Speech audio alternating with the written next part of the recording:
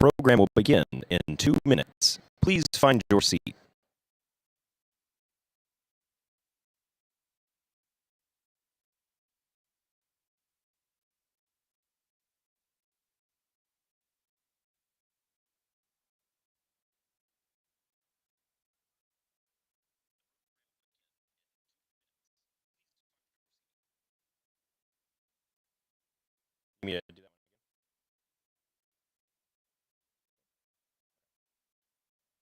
The program will begin in 2 minutes. Please find your seat.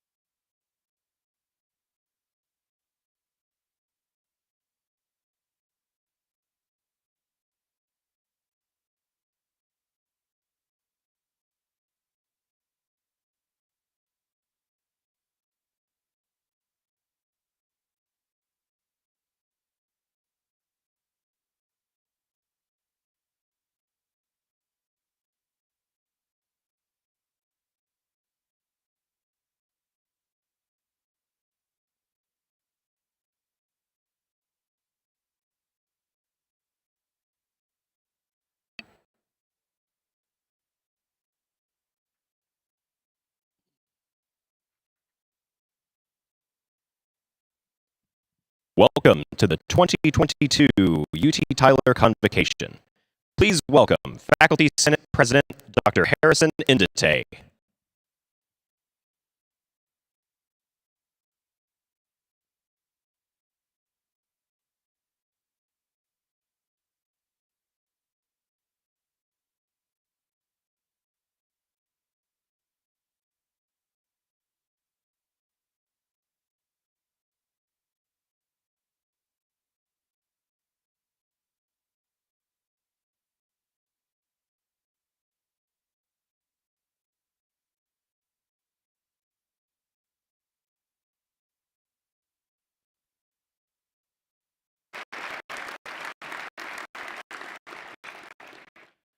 Good morning. On behalf of the Faculty Senate, I welcome you all to the official start of the 2022-2023 academic year.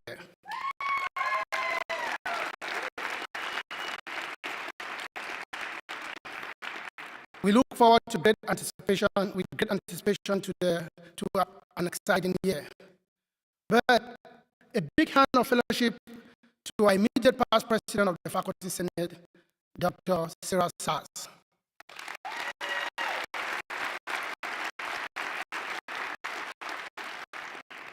Navigating through the COVID-19 pandemic and the measure, Dr. Sass more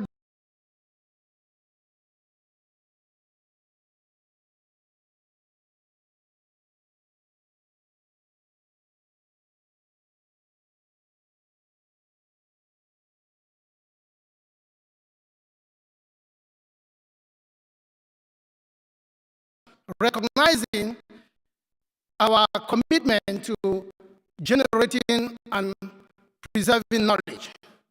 As we look forward, seek ways in which to expand this, strengthen it, and even move beyond our tool, an immediate focus for us, Faculty Senate leadership, will be to work collaboratively with our administration to clarify expectations for all of us.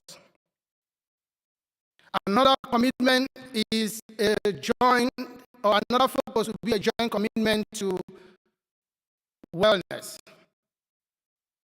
realizing or coming to an increased realization that everything we do is pivoted on health and wellness, a group of staff, students, and faculty leaders came together last semester to form the Wellness Collaborative.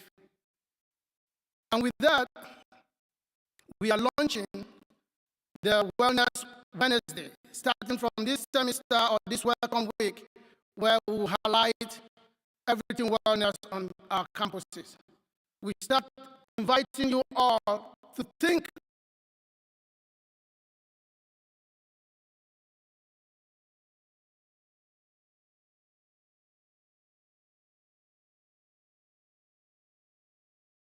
health, think physical health. And now I leave you with two things that I would like you to remember. While we await the official promulgation of the new strategic plan by Dr. Kahun, I would like us to remember that we are at the dawn of a new era. That means we are being called upon to stand between the no longer and the not yet, and think critically on how we will meet the mission that he will unveil. That may mean we have to bind, we have to forge, we have to create something that is profoundly more beautiful than where we are today.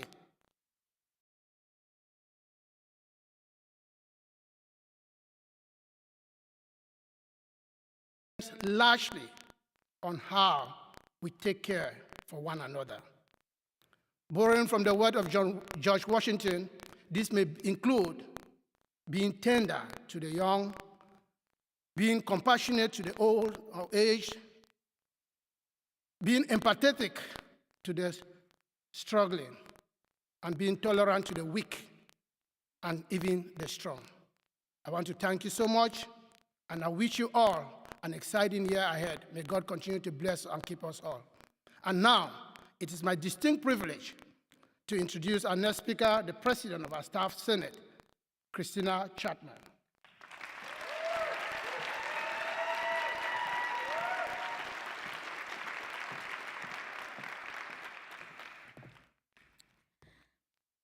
Good morning, UT Tyler. Good morning. I am honored to be standing here today as your incoming Staff Senate President. I want to first thank Brista Hurst-Kent for her leadership in Staff Senate this past year. Brista achieved some major milestones as our institution continued its transition. Accomplishments include the reorganization of Staff Senate policies, procedures, and districts, staff representation during the SACS COC on-site visit, and the launch of career and professional development opportunities for all. Brista helped set a course for Staff Senate within our new institution, and I will continue to move us forward with the support of our administration. Before accepting the nomination as president-elect, I asked myself, what unique contribution can I make to Staff Senate? I began to reflect on my tenure within the university. I represented my district under USAC, so I recognize how far we have come as a Senate. My position as a senior assessment coordinator provides an understanding of curriculum, student learning, and has led to close working relationships with faculty and staff on the main and HSC campuses.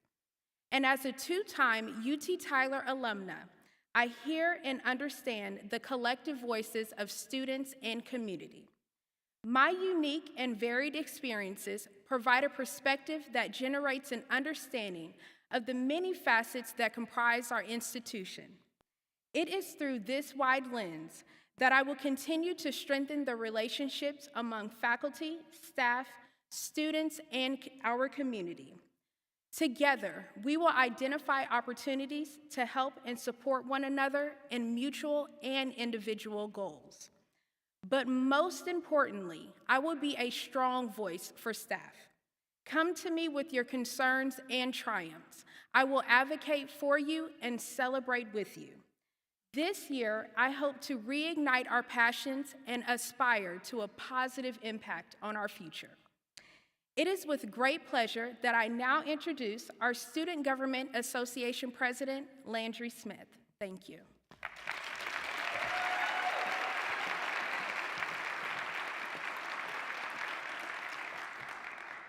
Well, good morning, everybody. I like this. Awesome. Thank you, Christina. I'm honored to be here today as the first student government president to speak at Convocation, and I would like to thank all past student government leaders who paved the way to get to this point, and university leaders for allowing me this opportunity. On behalf of the student body, I would like to welcome you all. I've had the honor to work alongside some of you on various projects and committees, such as the Quality Enhancement Plan, the Strategic Planning Committee, the Committee on Committees, the Jedi Council, and my favorite one of all, the Handbook of Operating Procedures. I've also had the pleasure to be in some of your classes, and hopefully I was not too much of a disruption. Regardless, the work you collectively do does not go unnoticed. Each and every one of you has contributed to the positive experience I and many other students enjoy here at this growing university. And for that, we thank you. But because we are a growing university, there's always more work to be done. My role as student government president is to speak on behalf of the student body and act as an intermediary between students and faculty, staff, and administration. This requires me to be as informed as possible, and with the addition of monthly meetings between faculty senate president, staff senate president, and myself, not only have we become well aware of the priorities of each stakeholder, but we have tapped into the wisdom, experience, and knowledge of each to better inform our collective and individual courses of action. Transparency, efficiency, and cooperation has all flowed from this shared governance, and this cooperation is something I have come to highly value during the course of my academic career. I often think of a quote I once heard, and because I'm a history major, it's been drilled into my head to always cite my sources. And yes, to my history professors out there, I cited this in Chicago style. Virginia Burden once said that cooperation is a thorough conviction that nobody can get there unless everybody gets there. And it's the same type of cooperation that will not only enable our university to grow, but enable us to grow as individuals. This academic year, student government is going to be focused on providing a pathway for student organizations to better communicate and collaborate with one another. We are focused on this because we want to ensure that we are positively and accurately representing the needs and concerns of our students. So if you're looking to get a student body perspective on a given topic, or if you have an interest in collaborating, or if you simply want to get involved with student government, please do not hesitate to reach out. With that being said, I am honored and excited to introduce our next guest speaker, the 5th president of UT Tyler, Dr. Kurt Calhoun.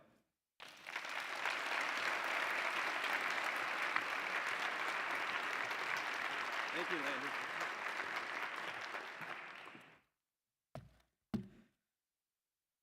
Well, to our audience right here and to the online audience, good morning and welcome. I always look forward to the times that we can come together and assemble. You can tell by the energy in this room that it's going to be a great year. And isn't it wonderful to be back in this beautiful Cowan Center?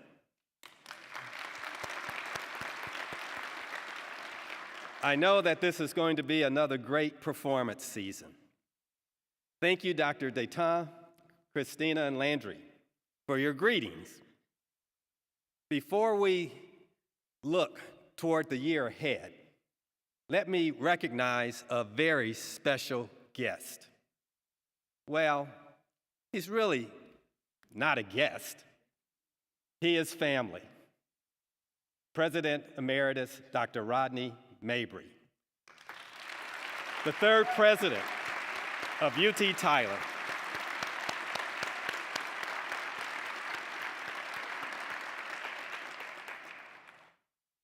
As a university president, I will be the first to admit that your spouse plays an integral role in your success. So, Mrs. Mabry and my spouse, Jeanette, an educator in your own right, will you please stand and be recognized by the audience?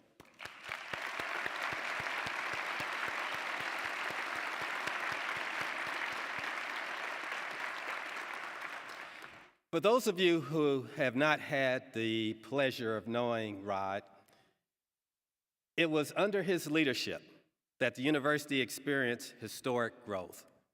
When Rod took office in 1998, UT Tyler had just become a 4-year university with an enrollment of more than 3,000 students and an academic infrastructure designed for junior, senior, and master's students. His vision transformed a small upper-level institution into a thriving, nationally recognized, comprehensive university. When he retired in 2016, enrollment had tripled, endowed professorships and chair positions had doubled, degree programs totaled more than 80, including 4 doctoral degrees. The 17-sport NCAA Division III athletics program had 5 national championships, and campus expansion added more than 20 academic, athletic, and recreational facilities. Rod, anyone can simply look around this beautiful park-like campus and realize your legacy. I'm happy to say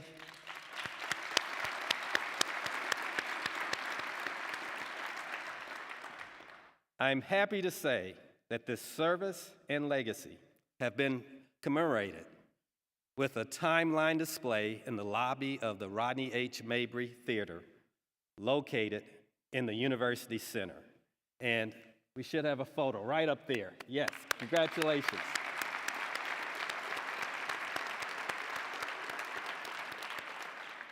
Thank you, Rod and Merrill.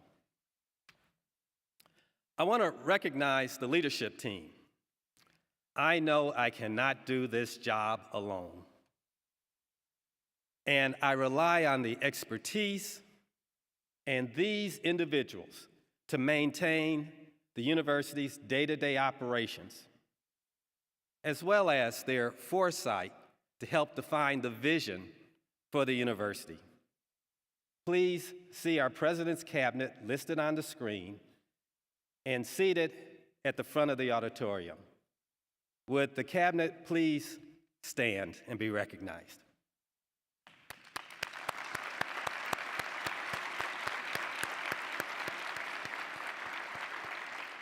And of course, I want to recognize all the administrators, deans, and others that play such a key role in moving this university forward. Sir Isaac Newton wrote, "If I have seen further, it is by standing on the shoulders of giants." As we forge ahead on this leg of UT Tyler's journey, we recognize we have lost some giants in the past year. These are faculty, staff, and physicians whose knowledge and expertise help define UT Tyler and design its future. Please join me in a moment of silence as we remember those we've lost in the past year.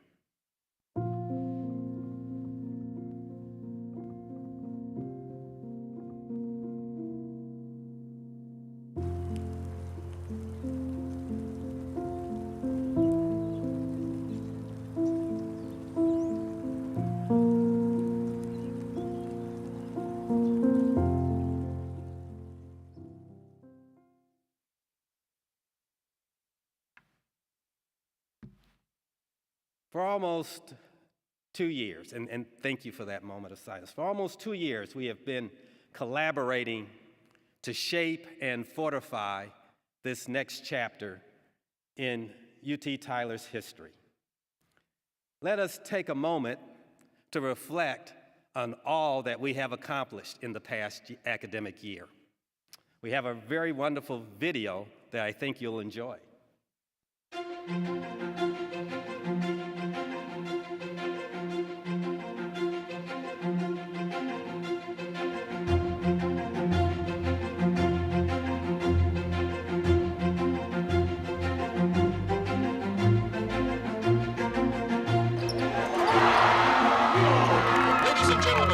Patriots of UT Tyler, winners of the Tyler, Texas Super Regional.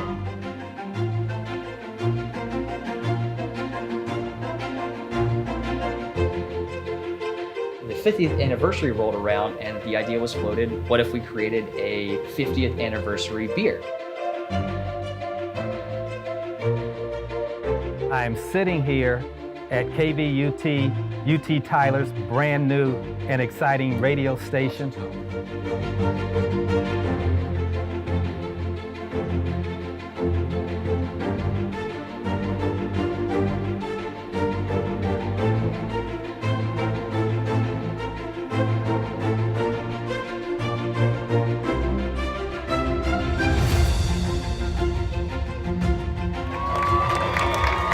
The new Honors Scholarship has made us so much more competitive in terms of attracting and retaining great students in East Texas. So it's just an amazing moment of growth for us this year.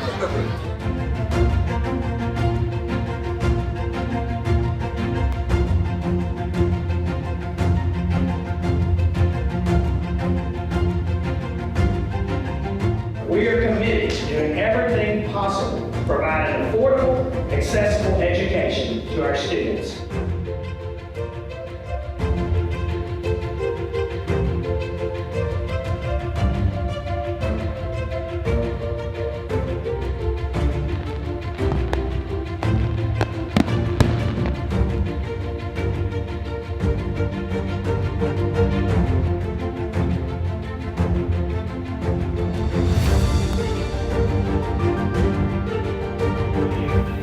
Candidates, I now confer upon each of you the respective academic degree for which you have been recommended.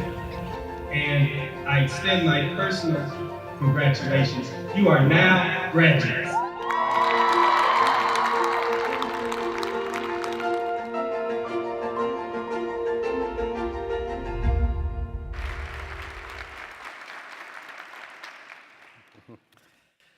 Well, isn't that impressive? And there was so much more that took place last year. We couldn't cram it all into a short video. And again, thanks to all of you for playing such a critical role in making all of that happen.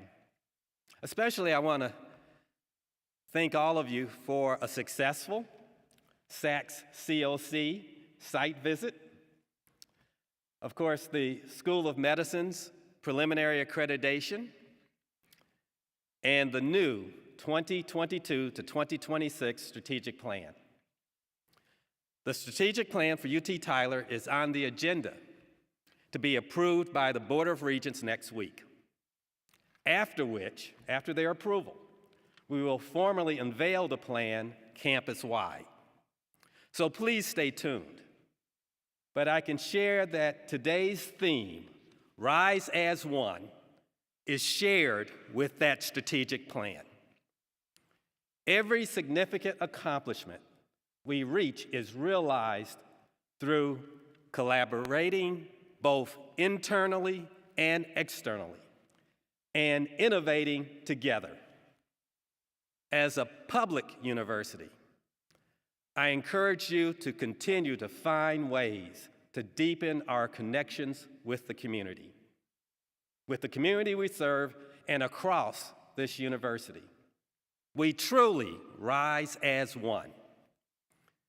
UT Tyler is becoming quite the destination university, recognized for our academic and research distinction. By combining our intellectual capital and advancing to a Carnegie R2 designation, we lay the foundation to build a major research enterprise in East Texas. A research enterprise that serves as a local, national, and international resource in academics and healthcare. We now require a new look to reflect UT Tyler's new scope. And over the course of this academic year, and embedded in our strategic plan, we will incorporate a new graphic identity, which will include new signage around the campus and a new website. We now have new athletic branding reflecting feedback from all university constituencies. Let's take a look at that exciting new athletic branding.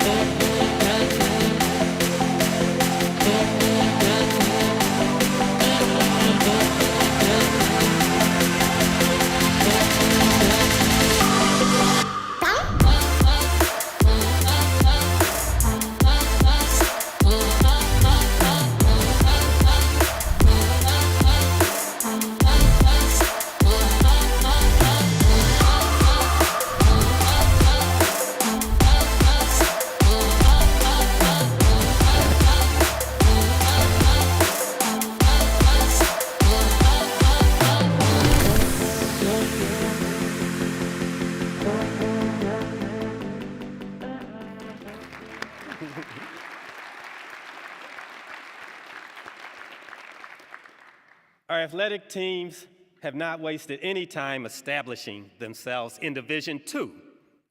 Softball, women's softball, took us all the way to the national championship tournament and performed impressively. Let us show our appreciation to the program, to all our sporting programs as a whole, to our student athletes, and to their coaches, all led by our Vice President, Howard Patterson. Stand up, Howard.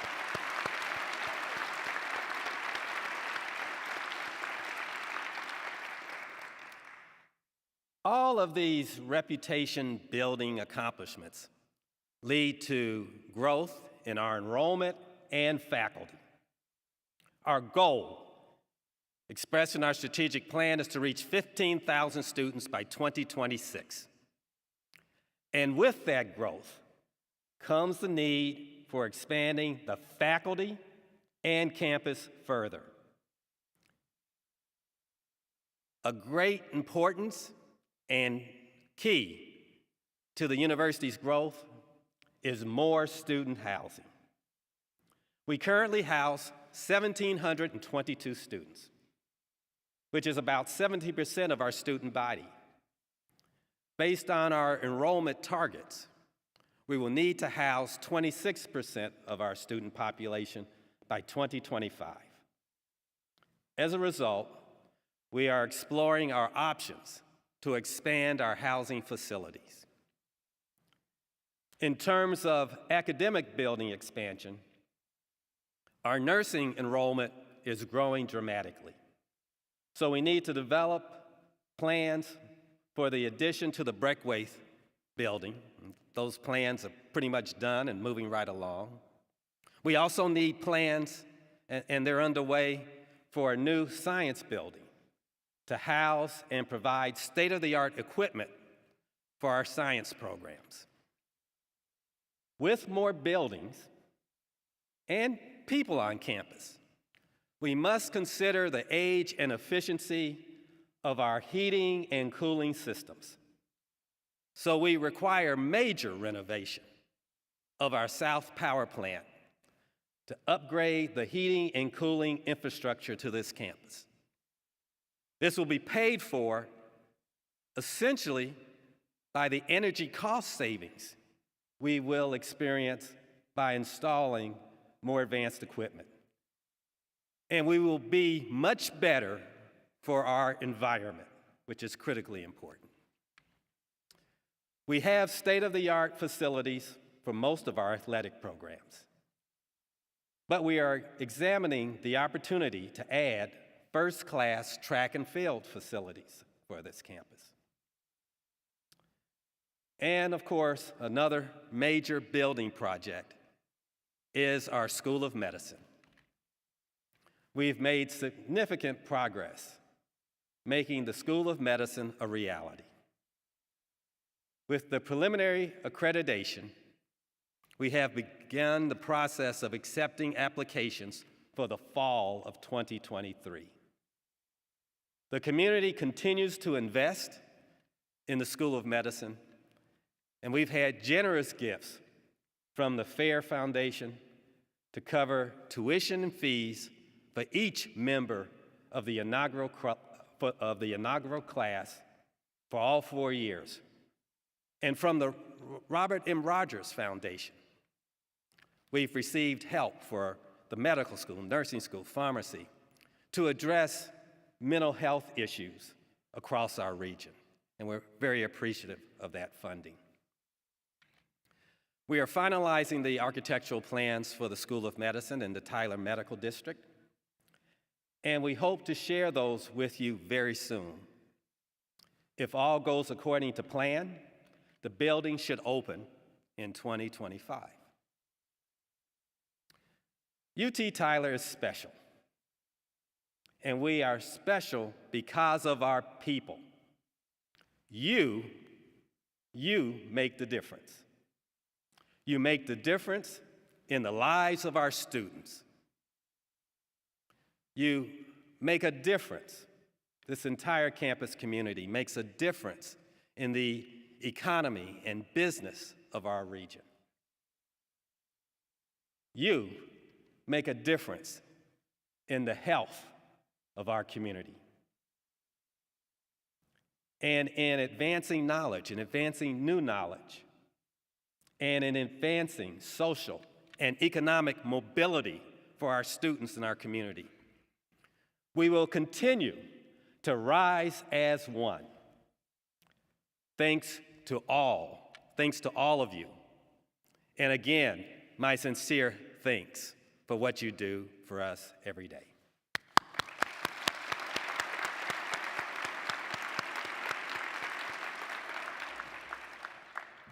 Now, I would like to invite the three most senior leaders of our team to the stage to help me delve a little more deeply into some of the topics I've mentioned and answer some questions that have been submitted to our administration. Please welcome Dr. Amir Mimiran, Mr. Dwayne Morris, and Dr. Julie Philly, the Executive Vice Presidents of UT Tyler. Okay.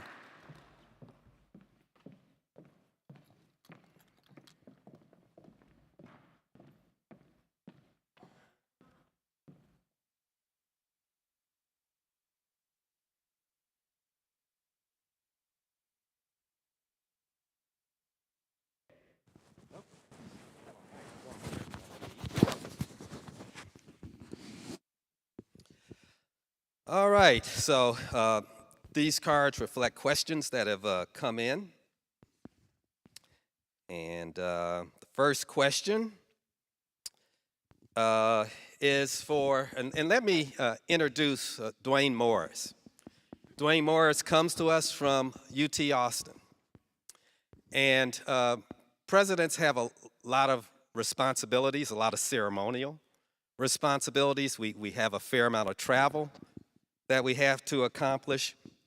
And probably the most important job is knowing that you have someone whose chief and major responsibility is to make sure all the trains run on time and our faculty, staff, and students receive the very best that UT Tyler can offer. And so that's Dwayne's job, a jack of all trades that will make sure that our campuses, our enterprise, our business operations run smoothly. And as I mentioned earlier, he comes to us from UT Austin.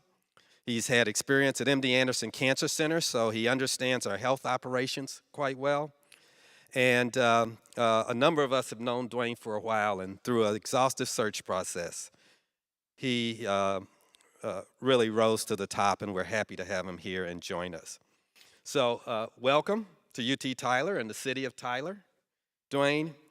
And what is the one thing so far, I don't know, it's been about 2 weeks, maybe 3, what has surprised you about the new job, and how do you feel about your new city? Thank you, Dr. Calhoun. I appreciate that introduction very much. You know, I don't think I've been surprised. I've known about Tyler, UT Tyler, and the organization here I've been in UT system, around UT system for 20 years, so it's not a surprise. But it's really, I'm impressed. I'm impressed by the quality of the individuals, the people here, and the culture that you have, the kindness, the thoughtfulness, the welcoming community that you have. And you can see it in the presentation that you just went through, Dr. Calhoun, the energy that just Tyler has here, and UT Tyler in particular. So I'm excited to be here and to be a part of the opportunities that we have as we move forward. As an organization, there's just so many, and it's just an exciting time. And so not so much surprised, it's just very impressed, and I appreciate everyone and the welcoming environment you have here. Thank you. Thank you. Thank you. Next, I have a question for our provost. I just stated there are plans to increase our enrollment to 15,000 in the next 3 to 4 years. By the way, that was your recommendation. So I'm not going to let you walk away from it. How do we plan to accomplish that? Thank you, Dr. Calhoun. First of all, the purpose of growth is not only to accomplish the economies of a scale, but also to serve our region as the only R2 institution north of Houston and east of Dallas. So we need to serve the needs of the region. And as part of the growth, we want to grow, of course, by developing new programs, but at all levels and at all colleges, perhaps not proportionally. I would say, for example, from freshmen to graduate transfers and graduate students and to online, we want to grow in all aspects. For example, for freshmen, we are expecting to celebrate the third year of record-breaking freshman class, and that I attributed to the wonderful college readiness program that we have in our enrollment management program.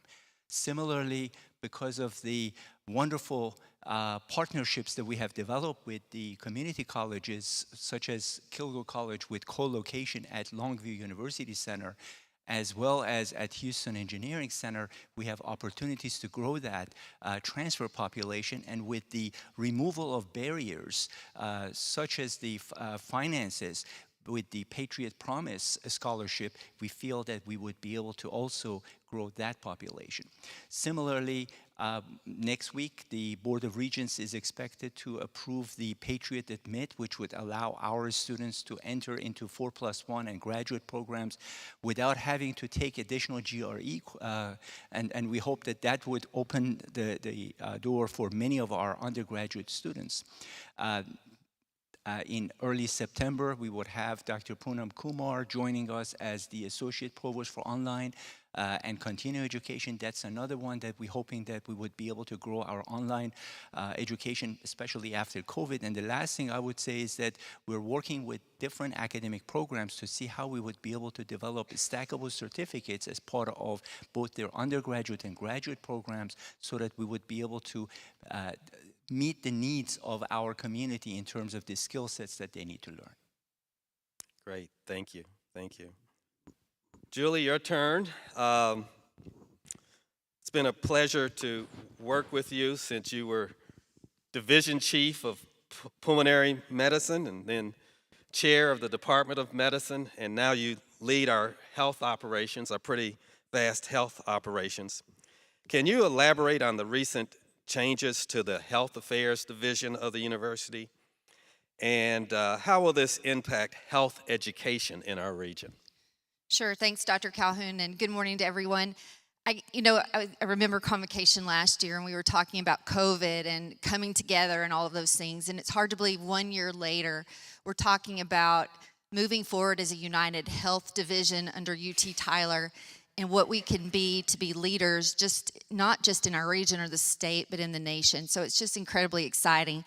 The way we've restructured things to accomplish that, many of you know, but I'm going to remind you, is that we have stood up a School of Medicine, and there's just more to come on that front. Could not be more excited. Next year at this time, we'll be sitting here talking about the 40 students that have begun training for medical education at UT Tyler. The second entity is our School of Nursing, one of the strongest programs, in my opinion, at UT Tyler, making heavy investments this year in research and in new programs such as CRNA and others to really advance our nursing programs. We couldn't be more thrilled. And of course, you mentioned the new building. Our College of Pharmacy, which we're very proud of, working towards enrollment growth, which is something we ask that the entire university work with us on, and continuing our efforts to train pharmacists in this region. And then fourth, our School of Health Professions.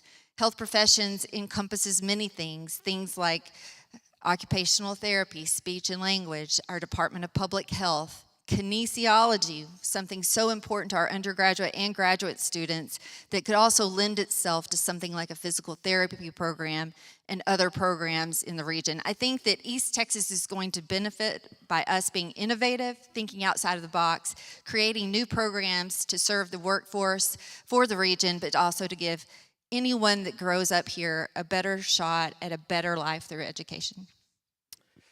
Following up on that, there's a question here about how are the dean's searches going for the Fish College of Pharmacy and the School of Health Professions? Thank you. As you know, we have Dean Dr. Brigham Willis over the School of Medicine and Dr. Barbara Haas, and we're so appreciative to Dr. Kathleen Snella and to Dr. Criswell for serving for the interim deans as the Fisk College of Pharmacy and for the School of Health Professions. And I couldn't be remiss if I didn't say that our hearts and prayers go out to our inaugural dean, Lane Bruner, and his family during this difficult time.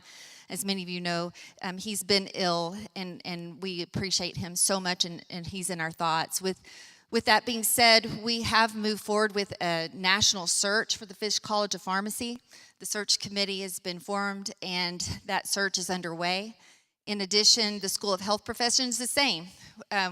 We have a search committee and a national search ongoing, and hopefully in the next few months we'll be reporting the results of these important searches. Thank you, thank you. The next question's for me. Understanding we are facing a challenging budget year, how does the university anticipate meeting our growing financial responsibilities? There are many answers to that question, but top of mind for me, there are three areas that are top of mind for me as president. One is that if you're going to grow and be successful, you have to become comfortable with doing things differently. And that's hard. But if you look at it and think about it, if Amazon had just stayed a little online bookstore, instead of thinking about creating Amazon Web Services, for example, that company would not be what it is today.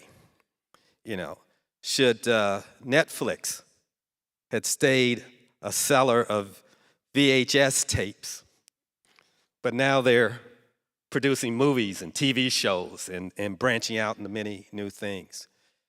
I'm sure those companies, as they moved on, it created some strife, some upheaval, some concerns on the part of the people there. And there are maybe a few industries in the United States that are not challenged right now, but it's actually just a few. Most of our industries are in what is described as permanent whitewater. They're being thrown around all the time. And two industries that have entered into permanent whitewater are higher education and healthcare. And we are learning to change and adapt every day. And I think that's going to be challenging for faculty and others. But we're going to need to do it, and I think it's important that a president leads that with a couple of caveats. One is there has to be shared input, and there has to be shared governance in making some of those very difficult decisions. And we're perfectly willing to make those decisions to move us forward. But I want to make sure we do it with that input and with that shared governance concept in mind. That's one. Two, we are a public university. We are the state of Texas. My chain of command goes to the governor's office, actually. And so we are a entity that is in a large part funded by taxpayers' dollars allocated to our legislature, allocated through our legislature. So, in essence, that's part of the reason Dwayne's here, to make sure things go well day to day. I have to be responsive and reach out to a governor's office. I have to respond and reach out to 33 state senators who approve UT Tyler's budget. I have to reach out to 150 state representatives who likewise approve and direct UT Tyler's budget.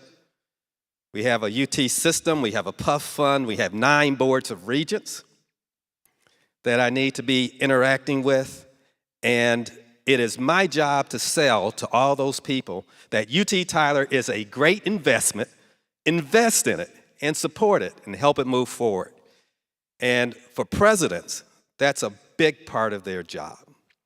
And then finally, the third thing that comes to mind a lot is we would not have this medical school if it were not for philanthropy in our community. Large gifts, small gifts. Gifts play an integral role. You cannot have a successful modern university without great philanthropic support from alumni and friends. And so there are two elements to that. One is having a good fundraising team, and Archie Tucker, Archie, stand up again because people should know who he is in charge of our fundraising activities. Not only have we done a really good job of raising money for the medical school, we've also increased philanthropic giving to all components of UT Tyler this year. So we are well ahead of last year, and that's good to hear. And as I mentioned, our website, our athletic marks, our institutional mark. Someone said your athletic mark is so exciting and your institutional mark is so boring. That's by design. That's by design. And so when you think about it, people who give money to universities, there's been studies done. The first place they go is they look at their website to see what the university's website looks like. And so marketing has to be responsive to the university community, has to be an integral part of raising money. And Jeff Norblick, Jeff, you stand, and his team, he's new here, like Archie. And I've been very pleased, and he and his team have done a wonderful job for us. So in essence, being able to change and make tough decisions, being able to raise philanthropic support, and appealing to those who control our budget and direct funding to UT Tyler are going to be the ways that we're going to get this done, and we're going to address those issues in a tireless fashion.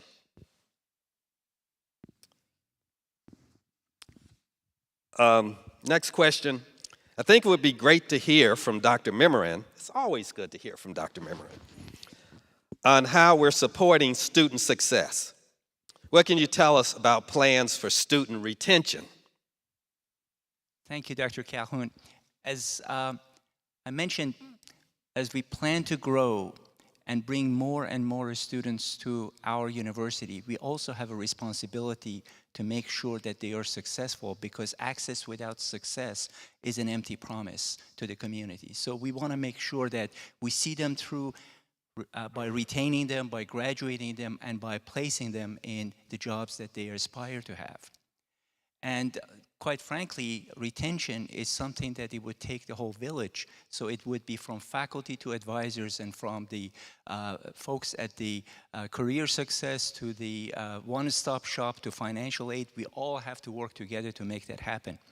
One thing that we have learned is that the students that we lose, most of them, we lose them within the first 6 months or 1 year. So we are trying very hard, and under the leadership of our Associate Provost for Academic Success and Dean of Undergraduate Studies, Dr. Swain, we're hoping to be able to have more and more of early interventions.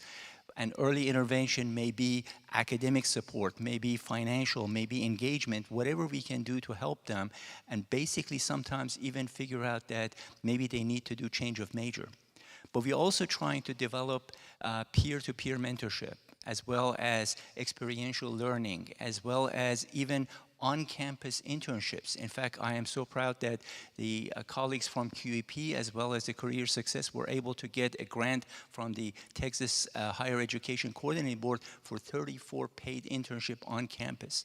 Even our QEP is going to help us, because when we say the real-world problem solving, that would make sure that the students are able to understand the real-world issues and how they would be able to connect with that and stay longer and see through graduation.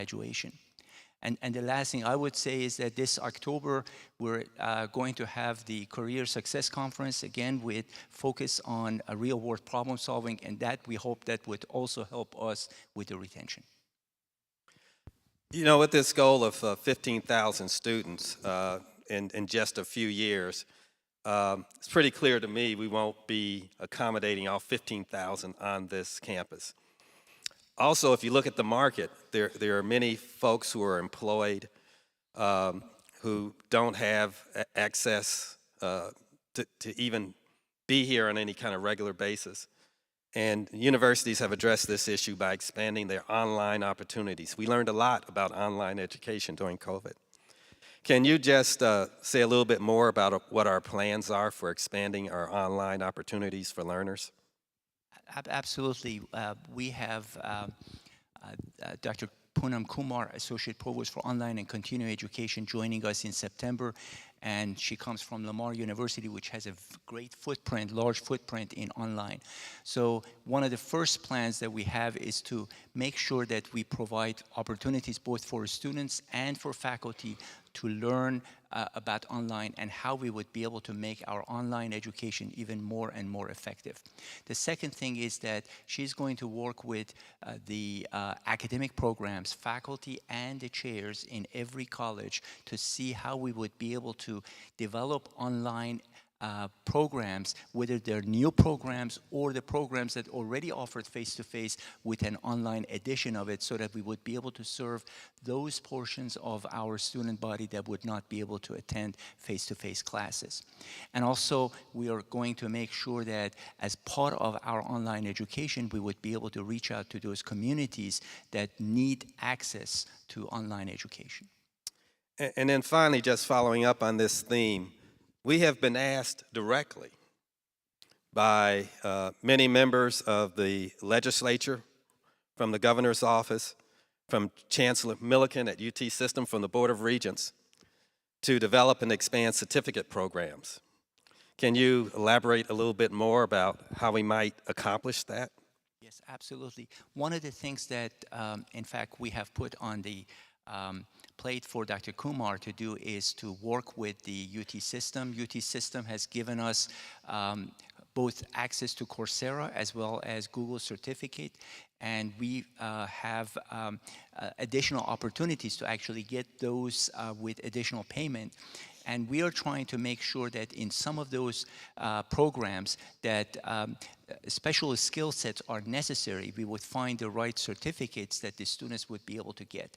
And those certificates, in working with the registrar, we feel that we would be able to reflect them as milestone on the transcript as well.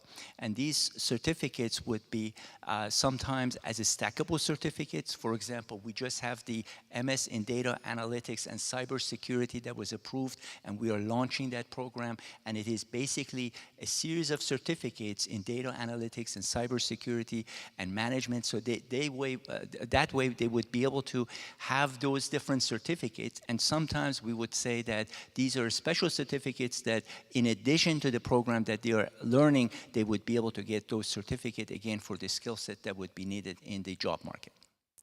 You know, Amir and I had an opportunity to attend a meeting of university presidents and provosts in Dallas several months ago with the top business leaders from the state of Texas.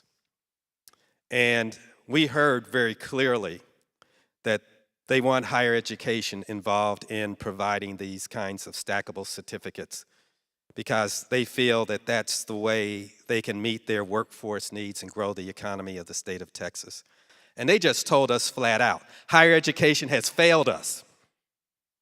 The major companies in the state of Texas are looking at developing their own internal universities, their own internal operations, in order to make sure that their employees are kept up to speed and receive the kind of education and the educational opportunities that they believe are important. And the chancellor was there, and he told them that UT is not going to fail you in this regard, and we're going to be moving forward. So you're going to be hearing about these kinds of programs. And this is, again, some of the change that we're being asked to do. And I'd rather see this done on our terms than have it move out of our control and into other kinds of institutions, and see that support drift away from the major universities in our country to alternative ways of meeting those needs. So, very important point to make.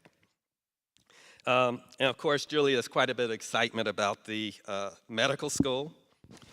can you provide an overall update on the School of Medicine, and how are the recruitment efforts going, both for faculty and students? Sure, and again, you know, it's wonderful to be up here, Dr. Calhoun, an honor and a privilege, in fact, but I really want to emphasize I'm reporting on the wonderful work of others. We were able to hire the right person to lead our School of Medicine, Dr. Brig Willis.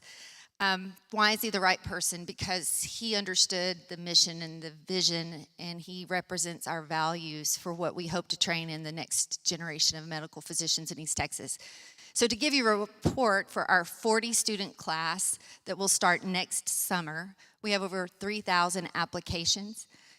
Not all of those have been completed, so the number is fewer that need to that have actually been completed, but plenty of students to start to interview this fall, and those letters will start to go out, and those will continue. It's the very beginning of the interview in the application season, and so that will continue until the first part of the year, and then the students will start in the summer. I want to mention something really important about our admissions process, and that is we understand that good grades are important.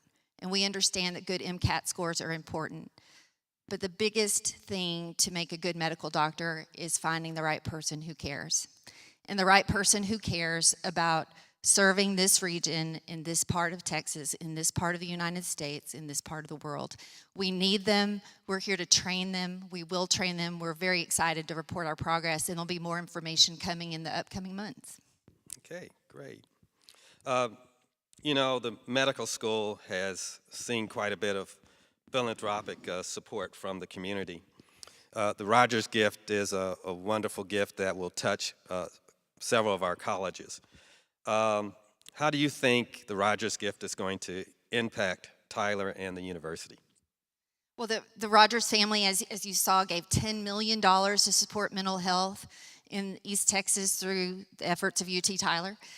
We can't do that in one school alone or one college. So this gift touches our College of Pharmacy, our School of Nursing, our School of Medicine, clinical psychology, and others. And what this gift does is it provides large endowments to be able to recruit, hire, train the next generation of physicians, nurses, pharmacists, and other skilled professionals that understand that mental health, you know, it impacts all of us. It's not a disease of the rich or the poor. It's the down and out and the up and out that need our resources and need our help.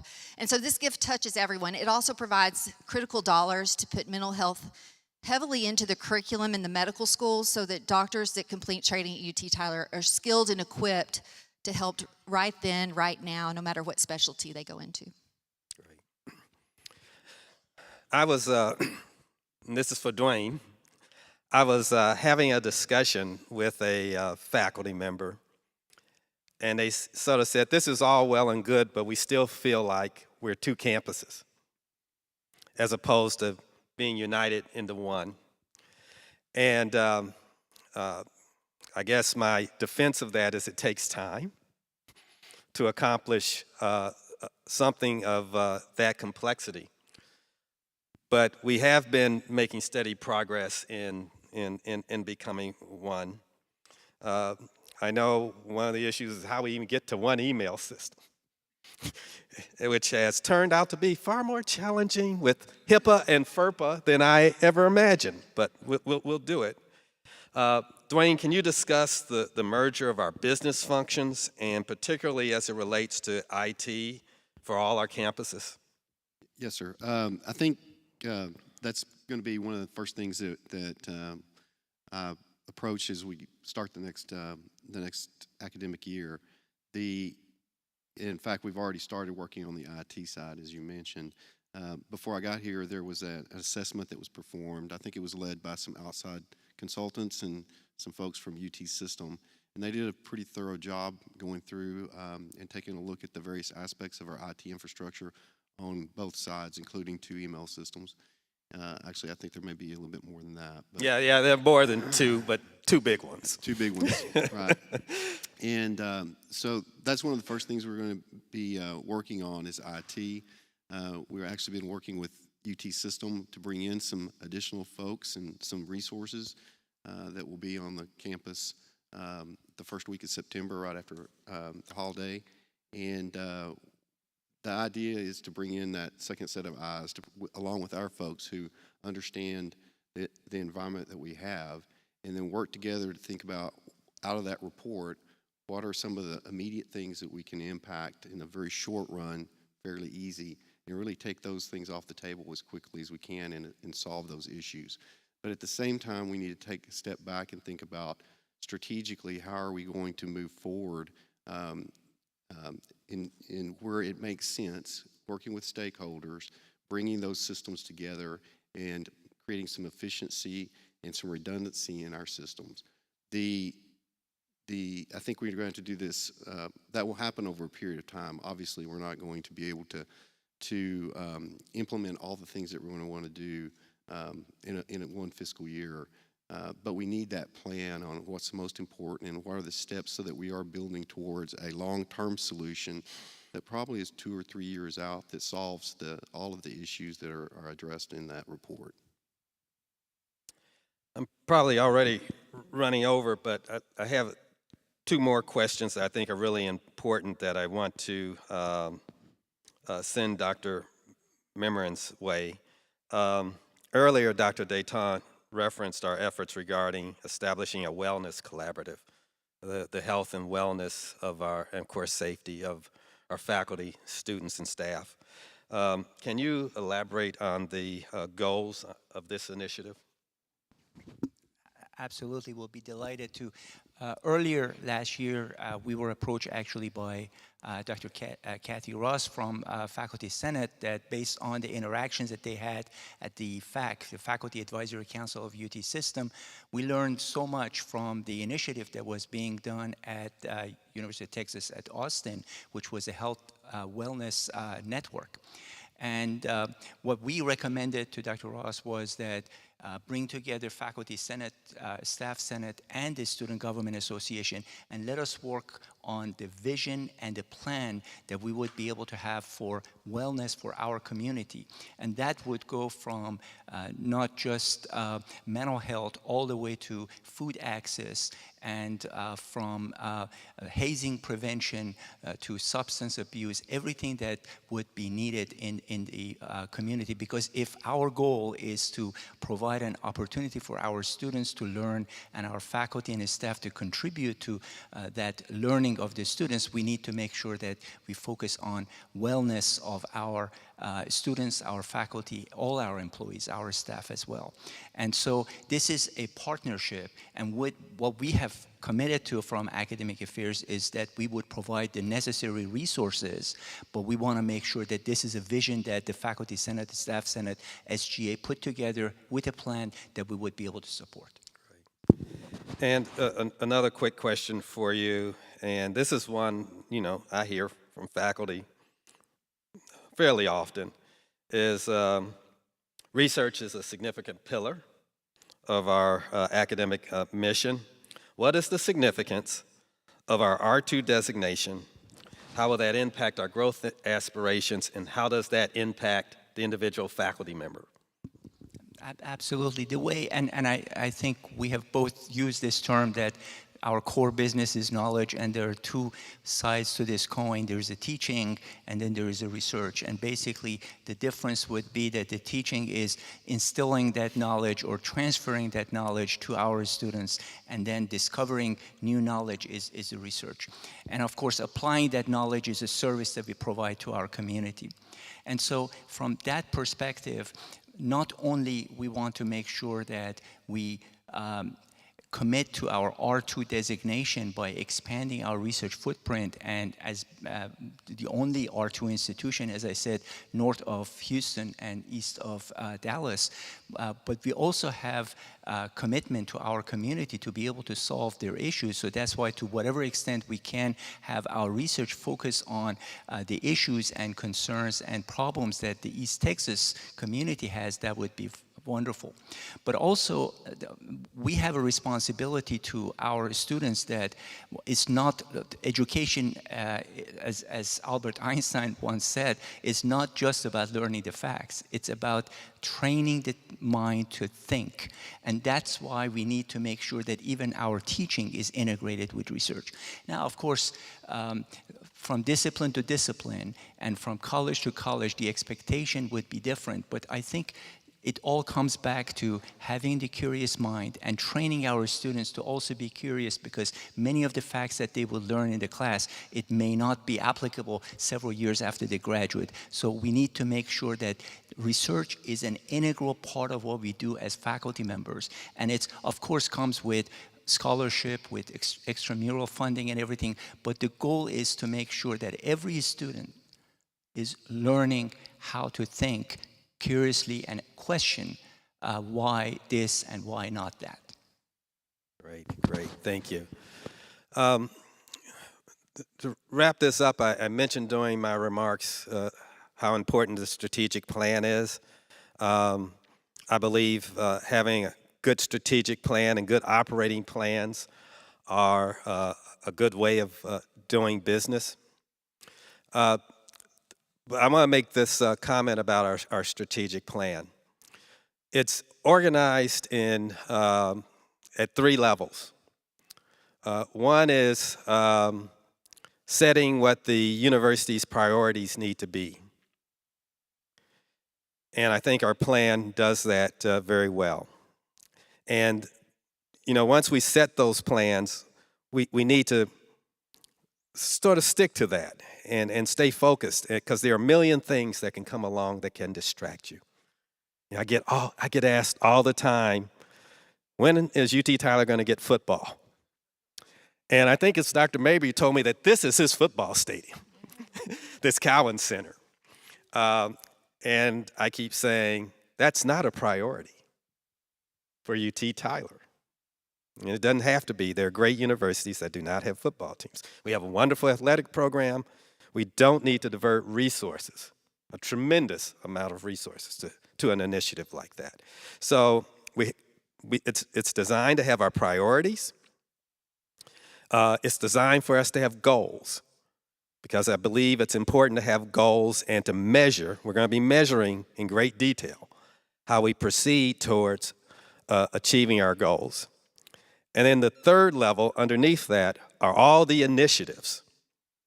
And there are dozens and dozens of initiatives in this strategic plan to move us forward to meeting the goals and fulfilling our priorities. And each one of those, our priorities, our goals, our initiatives, it's going to be a bit of a living and breathing document, particularly at that initiative level. Some things we'll try, they'll work. Some things we'll try, they won't work, and we'll try them a little differently. And so when you look at the strategic plan, and in particular when you look at the initiatives, that is not the end of the day. These are the initiatives. These are the things that we're going to try to help achieve our goals.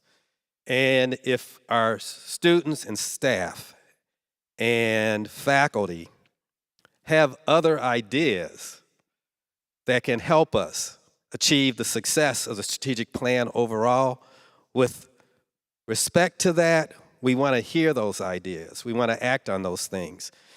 We live in permanent whitewater. We cannot lack flexibility in adjusting to what we encounter on a day-to-day basis. So I think it's going to be a really good strategic plan. We'll be communicating it campus-wide. As you've seen by these videos, Jeff and his team in marketing have great ideas about how we're going to make everyone aware, how we're going to encourage everyone to participate in the strategic planning process. But keep in mind, it's a living, breathing document that the entire campus community has an opportunity to continue to contribute. And when it ends 5 years from now, hopefully we would have accomplished our priorities and the university will be moving on to the next level. I'd like to thank everyone who has participated in this process, the team here, and sincerely thanks to our faculty, thanks to our staff, and of course our appreciation to our students. You know, our learners are the reason we're here, and we should never forget that. Thank you all very much.